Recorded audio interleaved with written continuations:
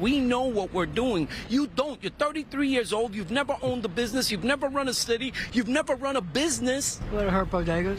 It will hurt everybody, not just bodegas. It will hurt communities. I completely understand why neighborhood grocery owners are nervous, right? Think about it from their perspective. Imagine you've spent 20, 30 years building your family business. You've survived recessions, inflation, COVID, supply chain disruptions, labor shortages, and now your biggest competitor might become your own city government. Whether you agree with that concern or not, it's understandable, right? At the exact same time, however, families are simply trying to afford groceries. If food suddenly costs 30% less, that's meaningful, especially after several years of inflation. This is one of those issues where multiple stakeholders can all have legitimate concerns. Cities wrestle with this kind of balancing act every day. First off, shout out to New York, one of the best places to visit, one of the wealthiest cities in America, right? Home to Wall Street, home to billion-dollar skyscrapers, home to some of the highest real estate values on earth. And yet, your biggest financial stress isn't your rent. It's not your mortgage. It's not your property taxes.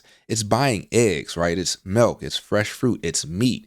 Now, imagine your city solution isn't attracting another grocery store. It's opening up one itself. That's exactly what's happening right now in New York City. Mayor Zohran Mamdani has announced plans to open 5 city-run grocery stores, right? One in each borough. The promise is relatively simple: a basket of essential groceries, including produce, meat, seafood, milk, bread, cheese, and other staples, would cost roughly 30% less than your traditional supermarket. So the city is estimating families could save roughly around $90 a month, or roughly $1,000 every year. Now, supporters are saying that this is exactly what's needed to fight rising grocery prices. On the other hand, critics, including New York's bodega owners, say it could hurt small businesses and disrupt competition. Whether you think this idea is brilliant or completely misguided, this story is about much more than groceries, right? Because once a government starts selling food, we're no longer just talking about food. We're talking about economics. We're talking about development. We're talking about investment. We're talking about neighborhoods. And ultimately, we're talking about whether our cities are functioning the way they're supposed to. Let's check it out. Mayor Mamdani takes another step in his affordability agenda, announcing plans to have his city-run supermarkets undercut the prices charged at regular food stores by 1/3 on a core basket of everyday groceries. Political reporter Marcia Kramer joining us in studio now with more on this plan. Marcia. Justin, Ellen, Mayor Mamdani was fixated on the number 30 today. It's Breonna Stewart's number on the Liberty, was the number Willie Randolph wore as a Yankee, and it was the cost of a subway token in 1970. Who knew? But now he says it's the size of the price drop, 30% New Yorkers will get when they shop at one of the new government-run supermarkets that the mayor wants to open. A collection of essential staples that will be predictably 30% cheaper at all 5 of our city-run grocery stores.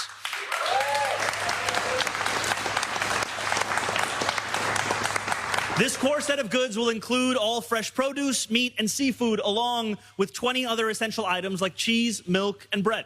Another picture-perfect photo op for the city's social media mayor as he stood in front of luscious-looking fruits and vegetables to promise New Yorkers that if you shop at his government-run grocery stores, you'll get a 30% discount from the prices at other supermarkets and bodegas. Once a month, our 5 city-run grocery stores will set prices for this core set of goods at 30% below typical retail prices. No exceptions, no gimmicks.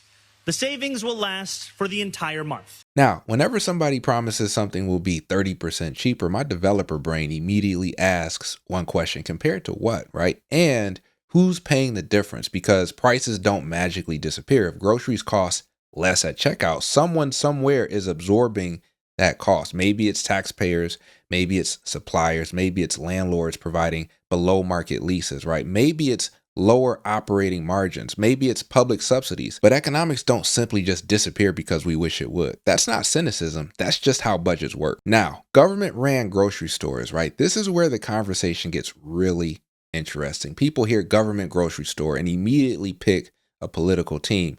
Honestly, I'm much less interested in politics than I am about incentives, right? Cities generally don't want to become grocery operators. That's usually a sign the private market isn't meeting a public need. Think about it. Cities don't normally operate restaurants. They don't usually own coffee shops. They don't run hardware stores. So when a city decides to enter a market, it's worth asking why. The real question isn't whether government grocery stores are inherently good or bad. The real question is, why did city leaders feel they needed them in the first place? But this story immediately made me think about Detroit when I came across it, because Detroit has spent years dealing with food access challenges. For decades, large sections of the city has had very limited access to food service grocery stores. Many neighborhoods became what we commonly call food deserts, which means thousands of families aren't choosing between a Kroger, a Meijer, right? They're choosing between a gas station, a dollar store, or a corner market with very limited fresh produce similar to a bodega. And that's not because Detroiters don't want healthy food. It's because grocery stores are incredibly difficult businesses. People often ask, why doesn't someone just build a grocery store? Well, let's talk about that for a bit. Grocery stores are some of the toughest real estate projects you can develop. Margins are razor thin, fresh food spoils, refrigeration is expensive, insurance is expensive, labor is expensive, utilities are expensive, and shrink, right? Whether it's theft, damage, or spoilage. These things can become huge expenses. Unlike luxury apartments, you can't just simply double the price of bananas because your construction loan got more expensive. That's why grocery chains study neighborhoods in incredible detail: household income, population density, traffic counts, competition, transportation, buying habits. Developers do exactly the same thing. We call it market feasibility. You don't build because you hope customers show up. You build because the numbers suggest they probably will. The mayor has promised to open 5 government supermarkets, 1 in each borough, by the end of his term in 2029. So far, he's located 2. The first will open at Hunts Point in the Bronx at the end of next year. He says the savings are projected to cut New Yorkers' grocery bills by 15%, about $90 a month or about $1,000 a year. Now that's real money, right? For a lot of families, an extra $1,000 a year isn't just nice. That's school supplies, that's car repair, that's a utility bill during winter, that's medication.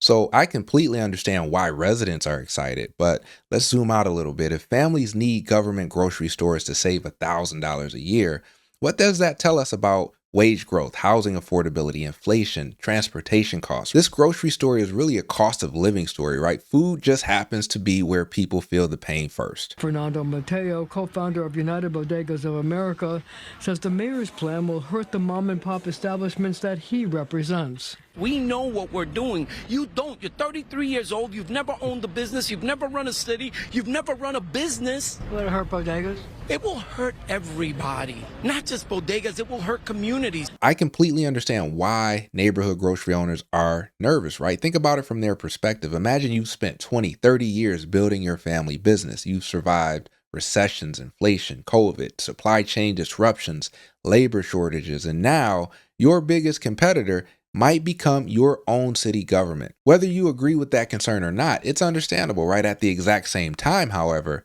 families are simply trying to afford groceries. If food suddenly costs 30% less, that's meaningful, especially after several years of inflation. This is one of those issues where multiple stakeholders can all have legitimate concerns. Cities wrestle with this kind of balancing act every day. The mayor insists bodegas won't be hurt because his stores won't have deli counters or sell hot food, nor would they sell cigarettes or lottery tickets. And we know that a lot of what drives revenue for these bodegas, grocery stores, those are things that make it possible for them to continue to operate. Those are not things we have any interest in competing for. So this is actually a fascinating business point. Most people assume grocery stores make their money selling groceries. Not necessarily. Many neighborhood bodegas depend on higher margin items like prepared food, beverages, tobacco products, lottery sales, snacks, and other convenience purchases to offset the razor thin margins of what they run into when it comes to staple groceries, right? So the mayor's argument is essentially we're only competing on essentials, right? Whether that's enough to protect neighborhood businesses, we don't know yet, but at least he's acknowledging how these businesses actually make money. That's a more sophisticated argument than simply saying, trust us, bro. Now, the city is also seeking a qualified grocer to operate the stores, someone who can develop a cost-effective food supply chain and a New York City groceries private label. I can see it now. Mayor Mamdani taking to social media to push New York City corn. Not too corny, right?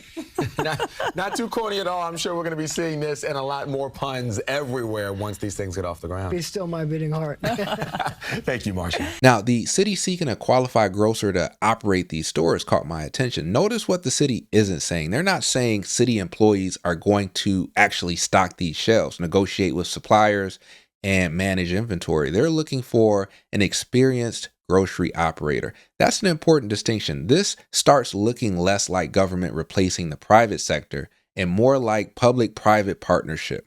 And as developers, we see this model all the time. The city might contribute land, a nonprofit might provide financing, a private company operates the business, a community development organization fills funding gaps, right? That's how many successful redevelopment projects actually get done. The question isn't whether the public sector or private sector is better. The question is whether they can work together to solve a problem neither can solve alone. A grocery store isn't just a place to buy food. It's one of the clearest indicators of whether a neighborhood's economy is healthy. When grocery stores are opening, it usually signals confidence. When they're closing, it often signals deeper structural problems. And when government starts opening grocery stores, that's worth paying attention to, not because government grocery stores are automatically good or automatically bad, but because they're telling us something important about the marketplace. Sometimes the most interesting part of a grocery store has nothing to do with groceries. It tells the story of housing, transportation,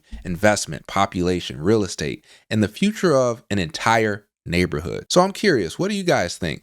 Are city-owned or run grocery stores a smart response to rising food costs? Or should governments focus on making it easier for private grocery stores to succeed? Now, if you're in Detroit or another city that has struggled with food access, has grocery access improved in your neighborhood, or is it still a challenge? I'd love to hear your thoughts down in the comment section below. And if you enjoy conversations about development, real estate, urban planning, and the forces shaping our cities beyond the headlines, make sure you subscribe to Flux City. Thanks for listening to me ramble, and I'll see you in the next video.